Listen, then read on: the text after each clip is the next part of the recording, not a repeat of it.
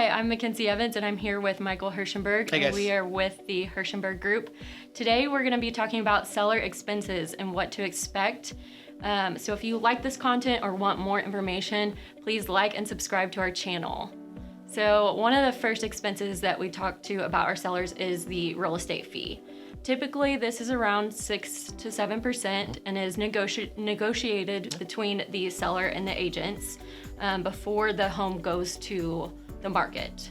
So be on the lookout for that. The 6% is usually split between the listing agent and the buyer's agent, so 3% on each side.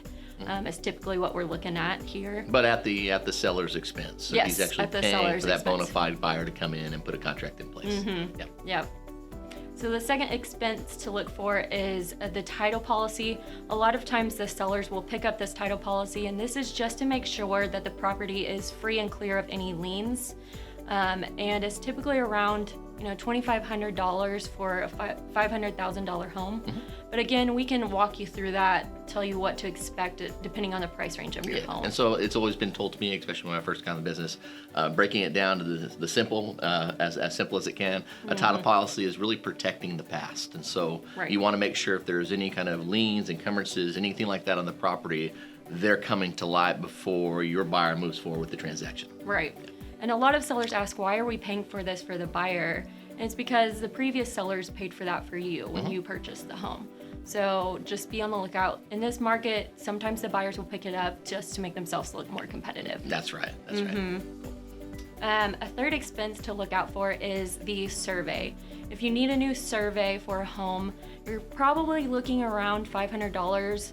If you have a home that's on acreage of like 1 to 10 acres, this might be a little bit higher for the seller to pick up for a new survey. If you have a current survey, a lot of times the title will use that survey. And if you don't know where your survey is, reach out to your trusted real estate advisors, your team. We can do a lot of digging from going back in time and finding where that survey was last handed off, whether it was a new construction deal or again closed out maybe a title company out of county or something. We're happy to do some digging for you. Right.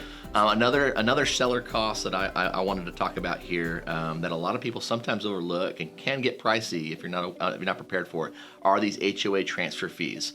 Typically in the state of Texas, actually, we're going to be passing some new legislation here where they're actually setting limits on what these HOA fees can be in a given community, county, or city. Typically for a transfer fee, you're going to be about $150 to about $350, depending on the HOA that you're in, to transfer all of your deeds, restrictions, community, things that are allowed within the community as well. That's going to be transferred to the new buyer. Now, there are some HOAs that are a little larger HOAs that can get a little pricey. I've paid for some of my clients in the past $2,500, $3,000. Typically, these are communities with ponds, lakes, maybe an attachment to a golf course, something like that. So just be on the lookout. If those fees are high, let's make sure to ask that buyer on the table to pick up some of that for you. Something else to be on the lookout for is our closing costs that are associated with the title company. So your escrow fee, it's not too large. Again, these are notary fees, fees for preparing the documents, typically between $300 to $600. Your prorated property taxes for the property. So prorated from the time that you take possession. If you're purchasing it at the end of June, you're going to be responsible for essentially from January 1 to June 30th as the owner of that property, and we're going to put that in the closing statement as a cost costed out to you as the seller of the property. The remainder will go to the buyer from July all the way through December.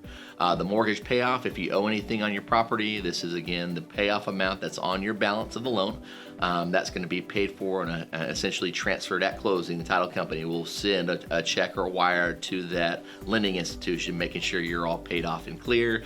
And then lastly, a home warranty. This is sometimes the seller's coverage that is a good coverage to have as a seller to make sure that a buyer feels confident that if there are any damages on electrical, plumbing, anything out of the norm, they're covered and have some sort of protection. So just really kind of help strengthen that relationship with that buyer on the transaction, just to make sure. We have a video on what a home warranty is. Yeah, please if you want to follow know that. what that is. Yeah, absolutely. Absolutely. Well, thank you so much again for joining this video this week. And again, please click like to subscribe to hear more content like this every week. Yeah.